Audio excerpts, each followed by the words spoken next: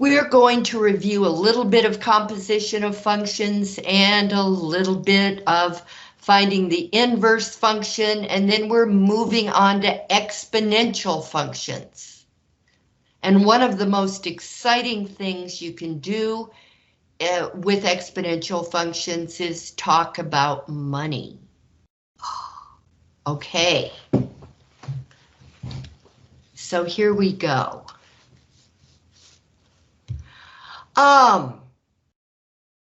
We're being asked just to find f of g here, where f of x equals 3x minus 1 and g of x equals x squared plus 4. Okay, now we're being asked not just to find f of g of x, but to find f of g of negative 1. And whenever you have a number in here, it's just easier. It's so much easier. Because f of g of negative 1 equals f of g of negative 1. So all you have to do to know what number goes in here is find g of negative 1. Well, if g of x equals x squared plus 4, then g of negative 1 equals negative 1 squared plus 4, which is positive 1 plus 4, which is 5. That's what g of negative 1 is. So I'm just finding f of 5. Okay, if f of x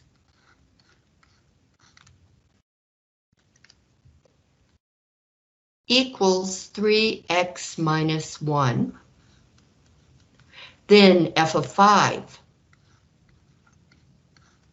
is going to equal 3 times 5 minus 1, which is 15 minus 1, which is 14.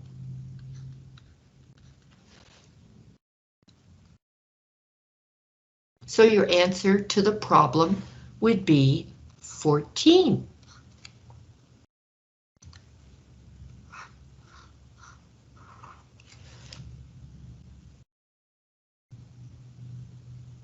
Questions, discussion.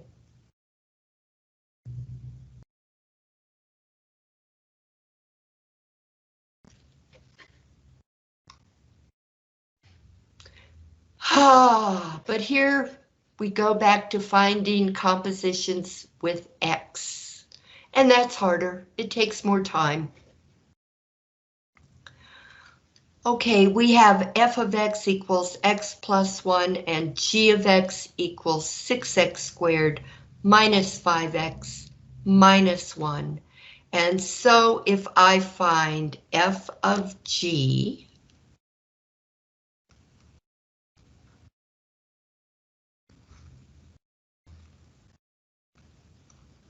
of x, then that's going to be f of g of x. So that in f, I'll put a g of x in for that x right there.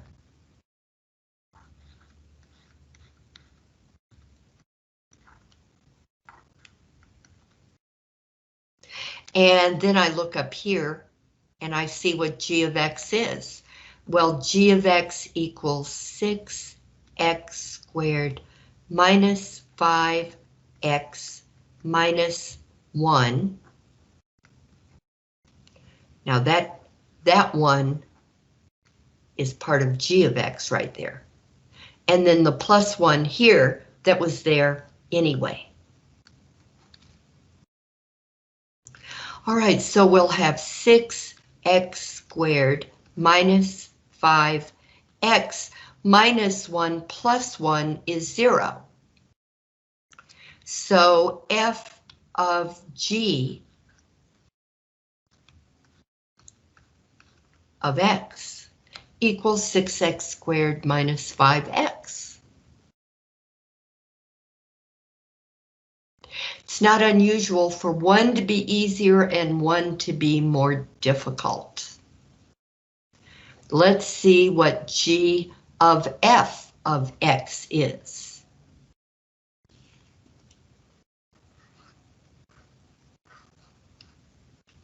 G of f of x is going to be g of f of x, which means I take f of x and put it in for every x in g of x. So g of f of x is going to equal 6 times f of x squared minus 5 times f of x minus 1. And then, of course, I have to look and see what f of x is. F of x is x plus 1.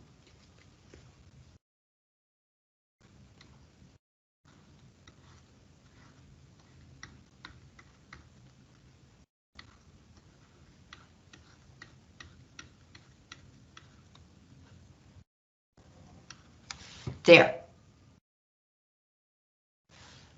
There's my square right there. Okay, so we're going to have 6 times x plus 1 times x plus 1 minus 5x minus 5 minus 5 minus 1 equals 6 times x squared plus x, that's plus 2x, plus 1, minus 5x, minus 6.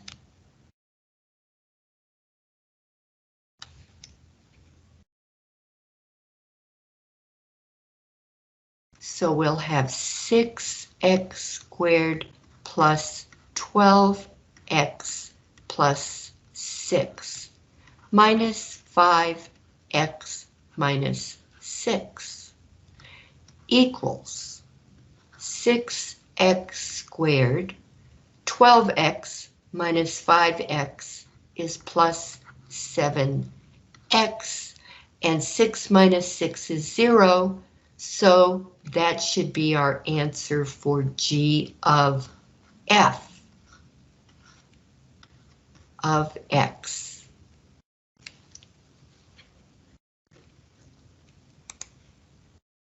Discussion.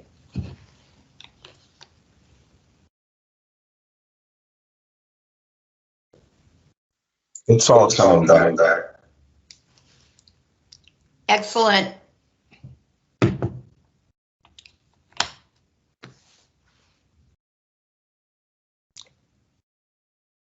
Okay, then, again, yes, I included this because I thought you'd see the square root and maybe freak. Not just freak. Freak you freak. So I thought, better do this. F of g of x. Okay, f of x equals x squared plus 1. I'll even write it bigger.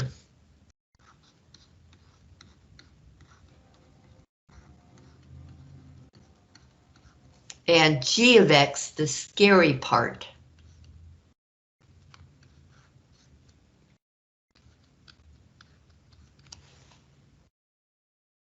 Okay. Oh, and find the domain of each. They're being so nasty. Yeah, it's going to be a little more difficult finding the domain. Let's find the domain right now of g of x. The domain of g of x. Let's write it up here.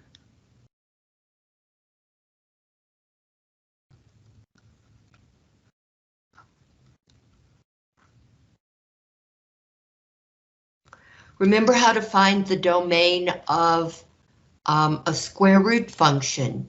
You take the radicand, the thing under the radical, you take it out and set it greater than or equal to 0.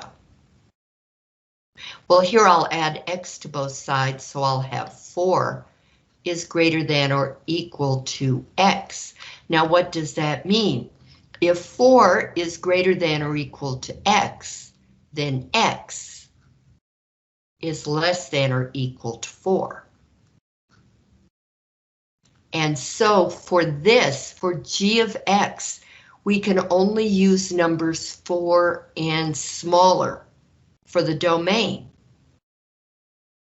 We're going to have to keep that in mind, because when f and g are used together, we can only take the overlap of the domains. So since f of x is a polynomial, f of x equals x squared plus 1, that's the domain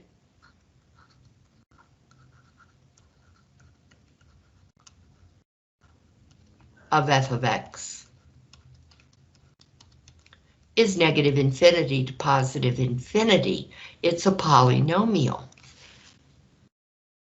So we have to find where, before we do anything else. So let's just get rid of this for a minute. Before we do anything else, we need to look at the domain of f and the domain of g.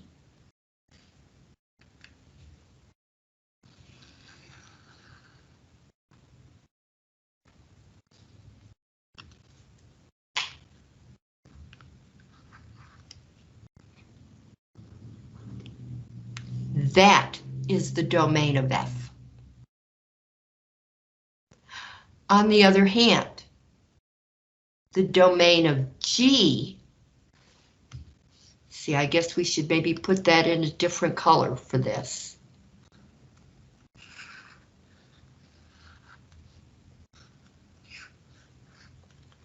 The domain of g, if I decide to put 4 here, the domain of g is going to be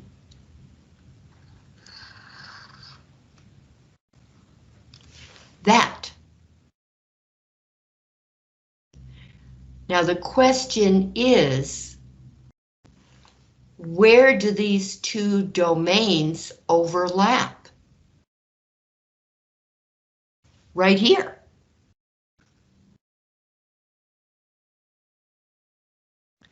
At negative infinity to positive 4 bracket.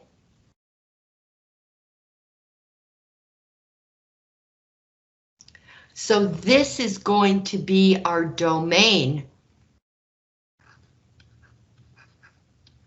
whenever we use f and g together.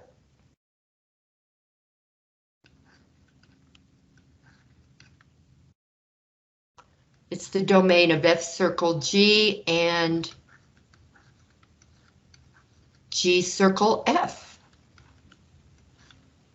Fogg and Goff.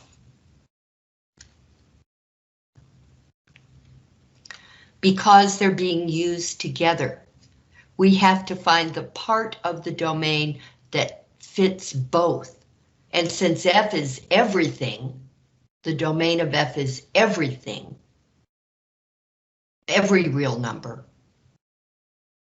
The domain of g is less than that. We have to go with the domain of g, because everything in here will still suit f of x just fine.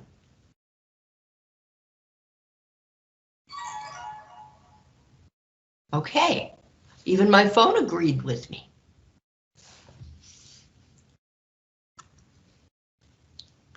So, yeah, now we can get started.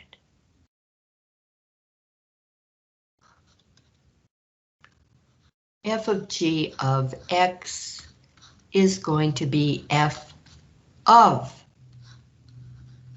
g of x. Well, f of x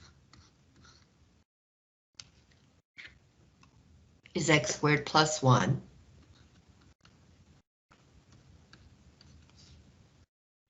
G of x, that is f of g of x, is going to be g of x squared plus 1, which will be the square root of, I wanted to say x minus 4, because I'm used to it. Stop it.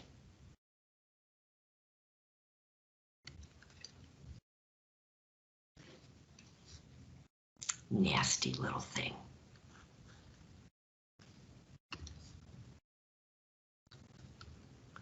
We've got the square root of 4 minus x.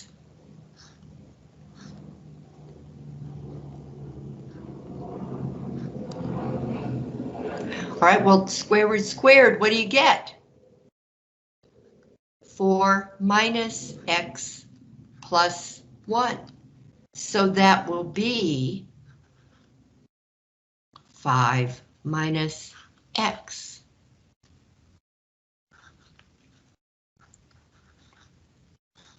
That's not too bad.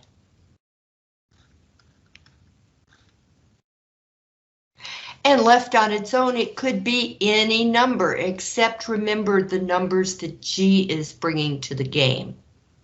So we still have to go with the same domain because of the domains of the inputs, they have to agree. Now we're going to find G of f of x. G circle f of x. Okay, so G of x is that ugly square root.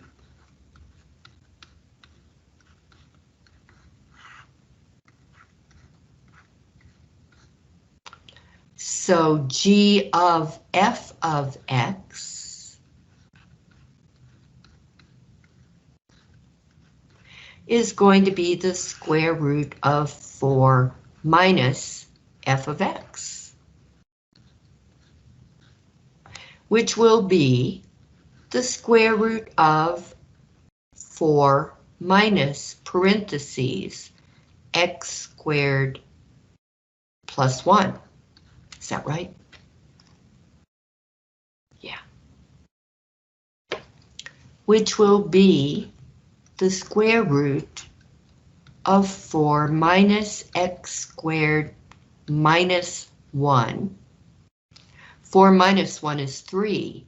So this will be the square root of 3 minus x squared. I may have missed something. Is it supposed to be the square root of 5 minus 6? The square root of what? Of 5, or the 5 minus x? No, thank you for saying that. The square root squared is what we had here, right? G of x went in for x squared, for x. G of x went in for x. G of x is the square root of 4 minus x. Oh, but it's being squared. So yeah. So this one is definitely nicer. Yes, thank you. You're welcome, thank you. And so G of f of x is going to be this guy.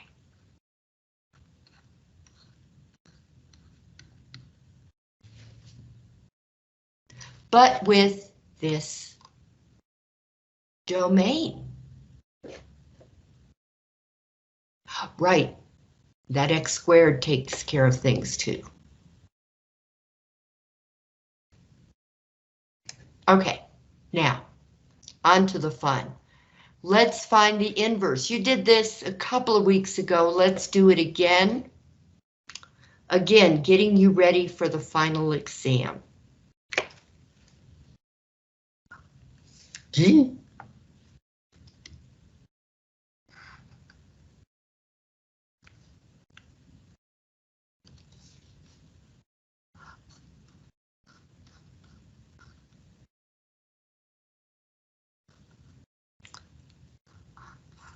Okay, remember you do this in steps. First, you change the f of x to y because you're going to be switching the x's and y's.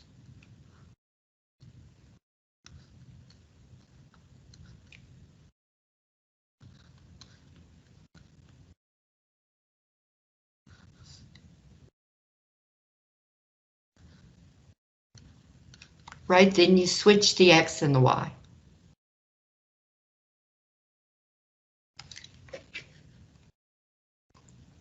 Now, we have to solve for y. But y is trapped. What can we do?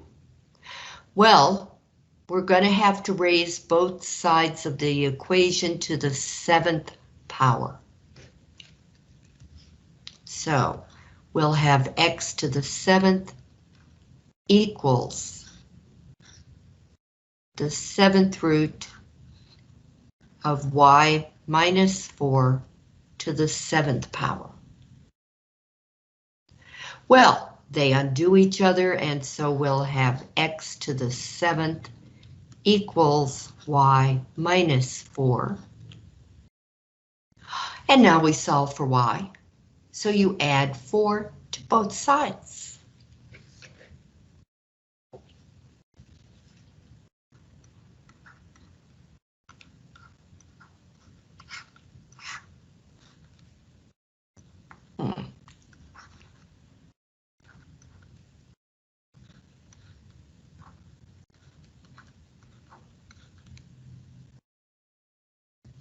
All right, now this is what f inverse of x equals.